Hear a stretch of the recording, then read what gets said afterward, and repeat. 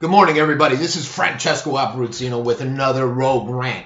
What's under my skin today, you may ask? The Middle East turmoil.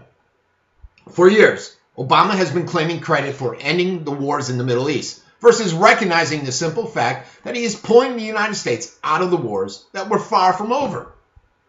Now the pretense is becoming increasingly difficult to sustain. Just look at what's happening in Iraq today, folks. The problem of the Middle East are so deep-rooted, I doubt whether a military solution is even possible or desirable. In all the countries where such an approach has been accepted, the results have proved to be disastrous.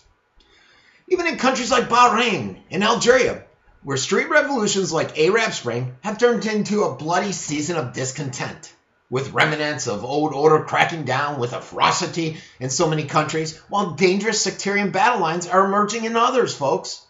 The Arab dream of representative governments that could deliver social, political, economic justice seem to be beyond reach right now, don't they?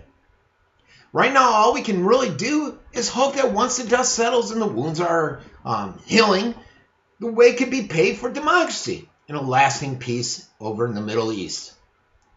Iraq has basically joined Syria in a full-fledged civil war in their fight with the extremist ISIS group. This could prove to be a dangerous situation for the U.S. and their allies, Israel, Turkey, Jordan, and yes, even the Kurdish region of Iraq. While Obama has gone around defending his foreign policy in speeches like at West Point a couple weeks ago, where he stressed that not every problem has a military solution. No duh, Mr. President. I don't think anybody else is saying that either. Obviously, this is true. And America's policy should be to help shape events so that the wars will not take place, not nation building. Pretty hard to do when you are funneling money and weapons to extremist opposition leaders in Syria. Oh, wait a second. Isn't that opposition group primarily made up of ISIS members?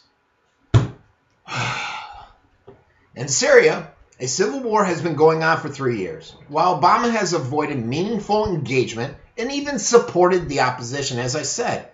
The civil war has given rise to one of the most catastrophic humanitarian crises any of us have ever seen in generations, folks. How about over in Libya? I have one word for you, Benghazi. Let me quote Hillary for you. What difference does it make? Obama joined in a bombing campaign to topple the dictator Gaddafi and then declined to provide security assistance to help the nation. Now, they are on the verge of a civil war with extremists controlling most of the country.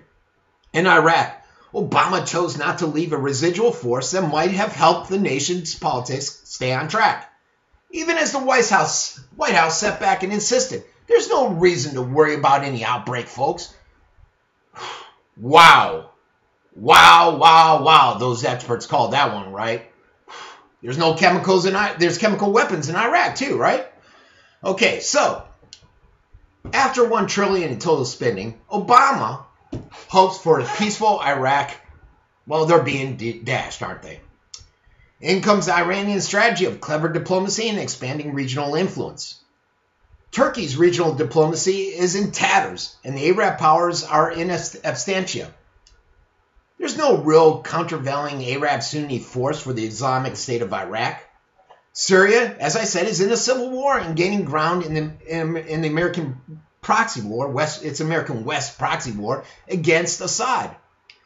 Egypt is busy with internal matters with the ex-military that has been elected as the next president.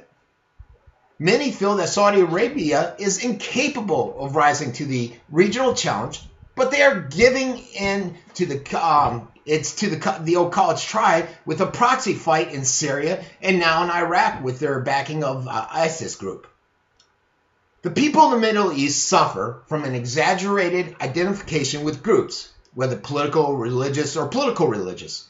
The myths and traditions of any sect, tribe, or nation are not only alive and well, but reaffirmed daily by the instruments of modernity. They are either dumbed down by their ideology or intensified through the circuits of the digital media. Distrust is a natural consequence of such hard lines, folks. Such hard lines in the sand between us and them. These are the consequences.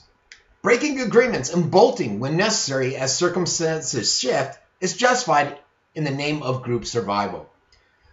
All is temporary though, folks, especially alliances. Unfortunately, it's very difficult to build up any permanence or common ground with this. Despite pretenses of otherwise, the reality is that no one in the Middle East, not a single government, is successfully creating a context of acceptance of the outsider. Democratic institutions and ideas like pluralism are all well and good as long as people buy by them. In the Middle East, group allegiance trumps them every time. The evolution forward is possible if, for a start, politicians work to make sure people's basic material and emotional needs are met, instead of limiting their pockets or chasing political turmoil.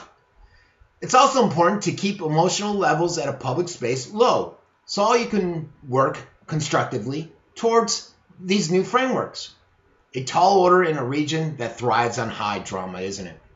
However, whether in 3 or 300 years, the cure will inevitably be that people from the Lebanon to Israel to Iran have to learn that group belonging has its limits, and in the overindulgence in identity can lead to severe blindness towards others. This may seem like a distant remedy that requires generational change, but the right fix is better than thousands of patchworks that leave the region lurching from crisis to crisis. No one is even thinking of truly doing so because they fear diminishing what is cherished most, one's own group, culture, and history. Sadly, the Middle East is a testament today that an instrument once crucial for our survival, our group has become the very vehicle of our destruction. The administration needs to accept the reality of the mounting dangers in the Middle East and craft a strategy that goes beyond the slogan of ending war responsibly.